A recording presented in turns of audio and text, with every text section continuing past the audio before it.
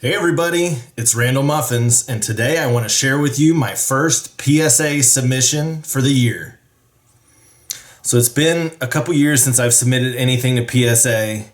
I just got my membership back. I've got over 600 cards that I have in semi-rigids ready to submit, and my plan is to do them 20 at a time, one submission every month until I can get through them. I mean, it's like 2.5 years or so at 20 a month. We'll see. If I get some sales higher than I'm expecting, then I might add 30 or 40 here and there. But we'll just see. So I've already prepped these. I've already pre-graded them with what I think they'll get and looked up the values just to make sure that I think it's worth submitting all of these. But we'll go through them one at a time. I've already submitted them in the PSA system. So today I'm doing my final check through all of them. I'll bundle them, put them in a box, and ship them out to PSA this afternoon. So the first card is the Mega Rayquaza EX from Roaring Skies. This is a pretty big card in a tin. It's worth a lot. My copy is not a tin. I've had this. I pulled this out of a pack around the time Roaring Skies came out. So I've had this card almost 10 years. I graded this card an 8. It has some corner whitening in pretty much all 4 corners. Just a small little dot in a couple of them. I think this is an 8. Still worth submitting, in my opinion. Next is Rayquaza EX Promo XY69. I have 2 copies of this card. I don't remember what it came in. It was probably some kind of collection box. I don't remember. I have 2 of them. One's in better shape than the other. So this one, you can see it's got some rough edge wear here. I graded this a 7. And then this one is in a little better shape. I graded this one a 9. I don't think either one of them are 10s. But in a 9, this card's still worth over $600. So when I have 2 of the same card and they're kind of different, or at least one's in better shape than the other, I usually put the one that I think is a lower grade in front.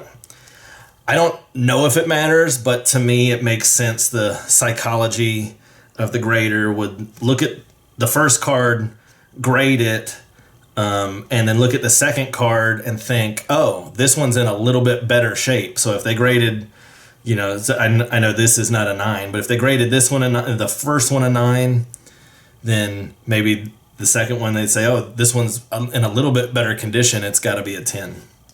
If they graded the first one a 10, then they can't grade the second one any lower if it's in better shape. So when I submit duplicates, I always put the one that I think is the lower grade first. Again, I don't know if it matters, but that's what I do. Just keep these in order. I'm going to turn them upside down. Next is another Rayquaza. I have a bunch of Rayquaza cards. I don't really collect Rayquaza, but I've accumulated several over the years. Actually, right now at PSA, I have the Rayquaza VMAX from Evolving Skies that I pulled, and I thought that one was a 10. So instead of waiting to get my PSA membership back, I went through a local card shop here and just paid them to submit it for me. To try to get it back quicker. So this one is XY64. Off center a little bit left to right. I graded this one a 9 as well. And this one surprised me how much. In a 9 it's still worth, over $400. And another Rayquaza EX. This one is from Roaring Skies.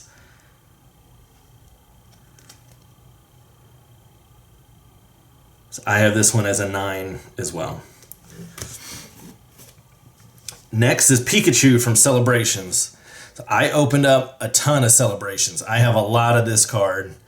And as soon as I pulled them, I put them in semi-rigids because I thought that one day they'd probably be worth grading. Both of these I graded as 9s. The second one's kind of off-center. But I think that's the only thing wrong with that copy. The first one had Let me look a little closer.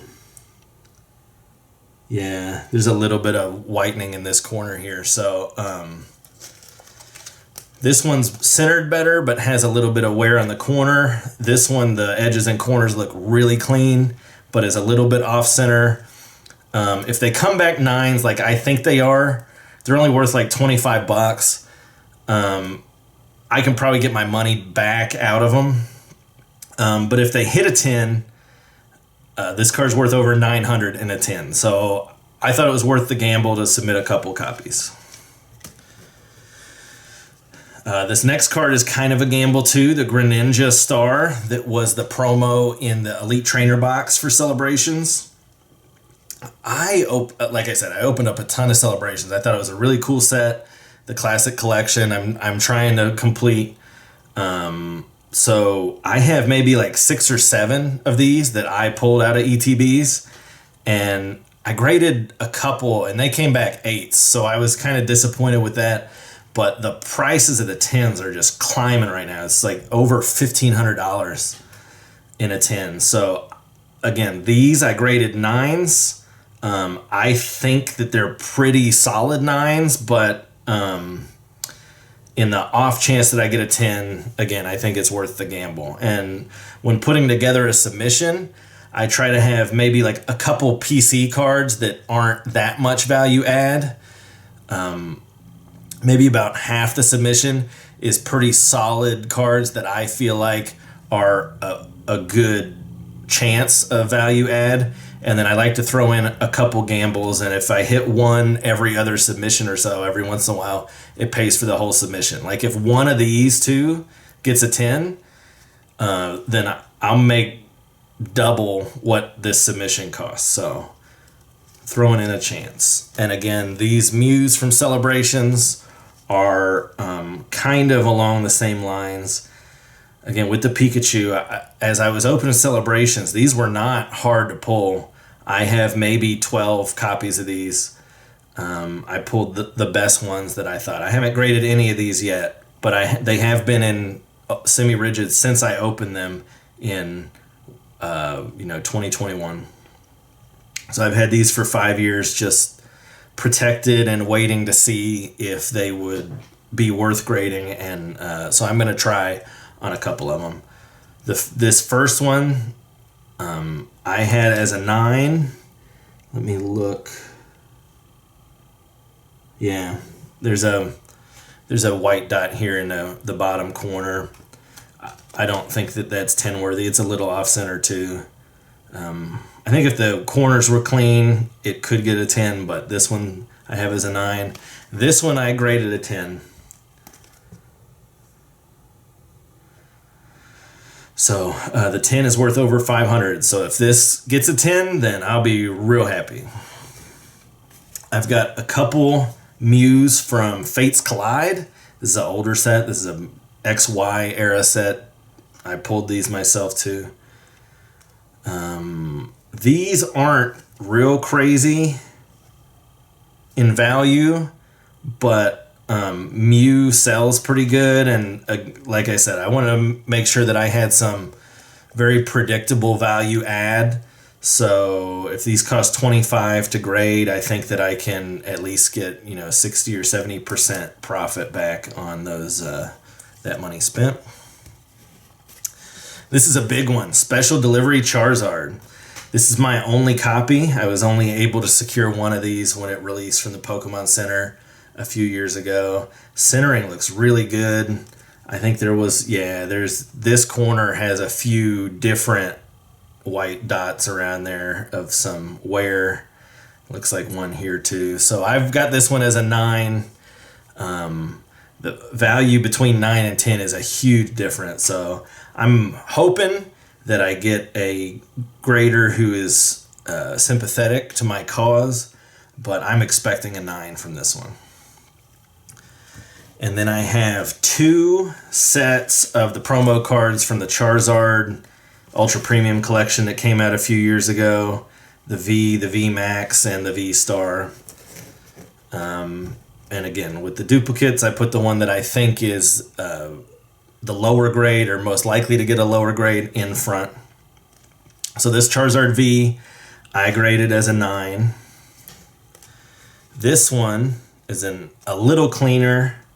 I've got this one as a 10, which is a little under $400 if I remember right. I've got values on my monitor here, but that's a couple weeks old, and as we all know, values are spiking. It's a crazy time to be trying to predict what your cards are going to be worth in 4 or 5 months when you get them back from PSA. So the Charizard V Max, I've got 2 of these as well. And again, the first one I think is a 9. And the second one I've got as a 10. So this one's worth a little more than the V. My spreadsheet from a couple weeks ago says 437 as a 10. But again, we'll see. I could get all 9s. You just never know. And then Charizard V Star, 2 copies. I have both of these as 9s. They're both off center in different directions. And let me see. Oh yeah, this corner's in pretty terrible shape. So I must have thought that this one was the better one, which looking at it now, just quickly, I agree with, but we'll see. So that's my first PSA submission. Like I said, today's April 14th, and I'm going to, as soon as I'm done filming this, I'm going to box these up and send them to PSA, and I'll track it. That might update you guys throughout the spring and summer on where it's at in the PSA process. But when they come back in, I'll definitely do a grade reveal video. I really like watching those type videos on YouTube. I just really enjoy seeing PSA reveals. I will try to make it to where I don't know the grades when I do that video, but it's been, like I said, it's been a long time since I've graded any cards with PSA, and I think now they send you like notifications or emails with the grades in them. So it might be hard for me to keep that secret from myself, but I'll try my best, and I'll let you know how successful I was when I do this later in the year. So again, April 14th, we will see when I get these back. The quoted turnaround, I did the value submission, $25 a card. Quoted turnaround's 95 business days. So I don't know, what is that? July, August. We'll just have to see. And then I will do another submission around the middle of May. I've got the cards picked out for that one as well. So we'll just do one a month, and as we start getting them back, then the sales from the each submission can fund the next month, and hopefully it'll just be kind of like a cascading waterfall of successful PSA submissions and lots of cool cards, PC cards, sellable cards, great cards. Thanks for watching.